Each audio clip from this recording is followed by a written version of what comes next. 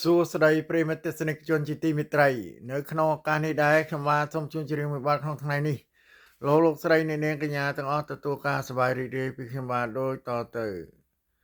មុំហើយណាស្រីប្រណីដល់ចិនបងផ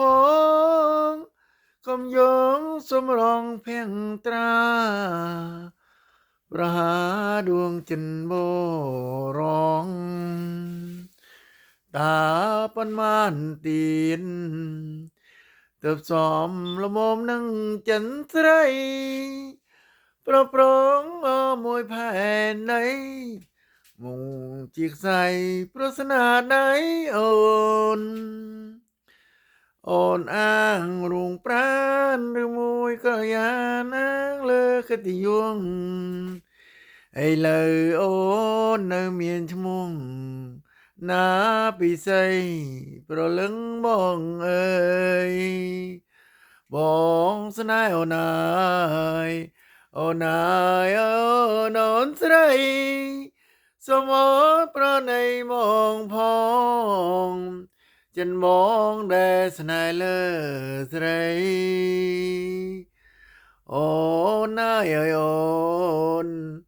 បងស្នេហ៍អូនណាងណាថ្លៃកែអើយកែកុំផិនភ័យតាបងนิ่งស្នេហ៍គេណាថ្លៃសំផរូបស្រីរូបអូនល្អដាញ់គេបងឃើញអូនហើយណាមានតែចិនស្នេហាចង់ប្រាំអូនថាបងស្នេហ៍តែអូនទេថ្លៃអូនអើយនាងកុំមិនភ័យថាចិនបងណាពិសីអូននឹងរៀទេតាបងនឹងអូនរាល់ថ្ងៃទាំងយំទាំងថ្ងៃសូមស្រងប្រណីមកផងដូចដួងតារាអ្នកណា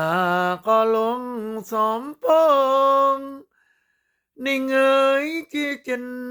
បរងចំពោះស្រងកាពីសីអូនហើយកុំខឹងបងស្នេហ៍អូនណាងណាស្រីសូមអូនមានត្រាប្រណីដល់ចិនបងណាអូនណាតាប៉ុន្មានទៀនទើបសំលមនឹងចិនស្រីប្រងមួយផែនដីមុងជាខ្សែប្រស្នាដៃអូនណាយអើយអូនអូនណាយកុំខាំងនឹងបងណាពើស្រ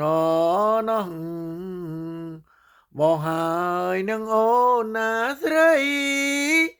បងសូមថ្នាថ្នមបំໄວសូមប្រណីដល់ចិនបងផងអូនណាយអើយអូ